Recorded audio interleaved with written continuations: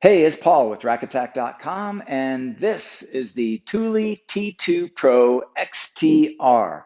This is the box that it's shipped in, so that's the form factor you can expect. Here we have the actual T2 Pro XTR pre-assembled, installed, and let's go over some of the key features of this rack that make it unique to other racks. So let's go ahead and take it off the vehicle. To do that, I'll just bring the arms into the stowed position. And here we have a lever that I'll press, and I can go ahead and pull it off of the receiver. Okay, so here we have the 2-inch stinger with a silver wedge, and that wedge is designed to remove the vertical and horizontal play of in between the receiver and the hitch. Here we have what's called the auto pin, and the auto pin takes the place of a actual receiver pin or even a locking pin, and its main purpose is to locate the hitch pin hole on the receiver. So here, as far as the construction goes, this is an all steel constructed rack, and this grid style base is designed to where you have the maximum strength of the steel, but then the sections are cut out to reduce the weight. Also, you notice we have it resting on wheels, and the wheels are designed to manage that weight to where you can easily maneuver it around until it's time to install onto the vehicle. So let's go ahead and install it. The best way to install a rack like this is to have it in its stowed position as it is now, in that right angle position. And then I'll just rest the stinger on the bottom ledge of the receiver and then bring the rack to the vertical position. And as I do that, I can start to slide it inward.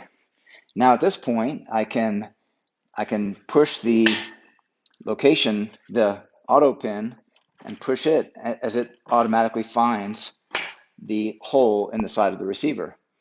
And now here we have a turn knob, and I'll tighten this turn knob, and that is connected to that silver wedge, and that silver wedge is pushing against the corner of the receiver, giving you your vertical and horizontal anti-wobble. Also, this turn knob serves as your security for the rack to the vehicle. I'll lock it, and with that locked, the turn knob spins freely, stopping the rack from being able to be removed. Also, while we're here, we can also see we have this extension of that steel. That extension will provide protection to this knob. So if you do have a vehicle that sits low and has low clearance and this scrapes against the ground, that protects your turn knob. And here again, you can see your wheels, smooth rolling wheels are there for you. As we move up, each of these trays are attached to the main backbone section of the rack with 4 bolts each.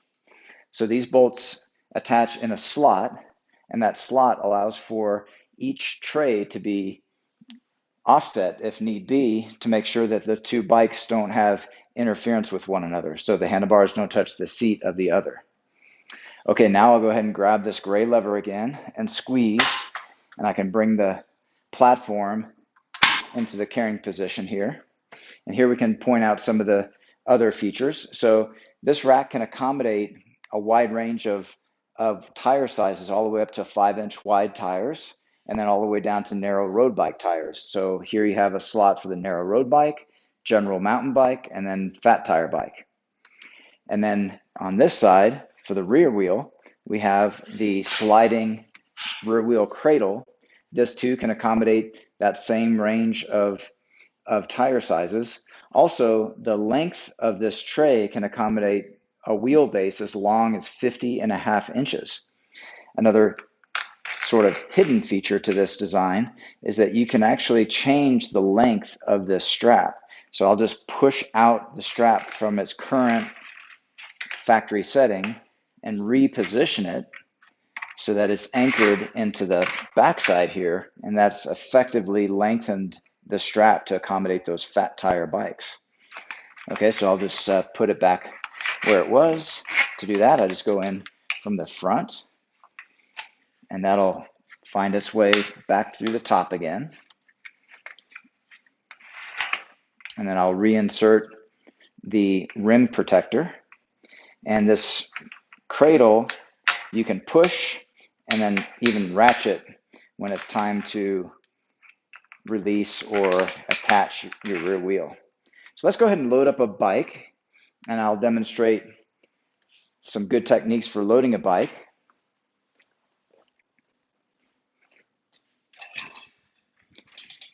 Here we happen to have a road bike.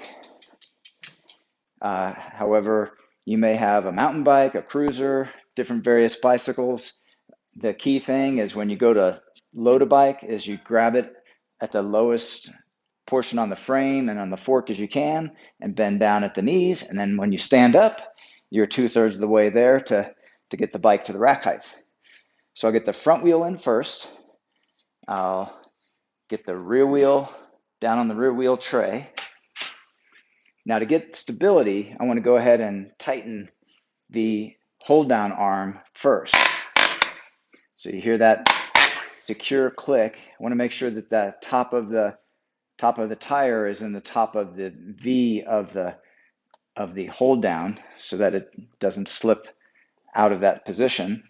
And then I'll push down to give it a good firm click. So that gives you your stability for the bicycle. Next, what we want to do is have this rear wheel holder directly centered. So find your axle on your bike and come down, and that's where you want your strap to be. So I'll just go ahead and push that on through, making sure that the rubber is protecting the rim, especially if it's a delicate rim. This in fact is a carbon fiber rim, so we just want to make sure that it's snug and not too tight. Okay, and then for a security measure, we have an integrated cable lock, and this integrated cable lock is housed in the arm. We'll just extend it out. There's a spring-loaded mechanism that's going to pull it back in, so you want to pull on it and then wrap the cable around the frame and then back into itself here. And I'll take the same key that was used to lock the rack to the hitch and lock the bike to the rack. Also, you'll see for the second bike, it too has another cable, and the same key will work there as well. Okay, now another feature that this rack has is access. So access into the back of most vehicles is available when you tilt the rack into the lowered position and open up your rear hatch. And there you can see you've got the clearance necessary for this bike. And then lift, and you've got your bike back in position. Okay, so let's go ahead and take this bike back off, and then we'll put it in the stowed position. So you can see how that cable retracts.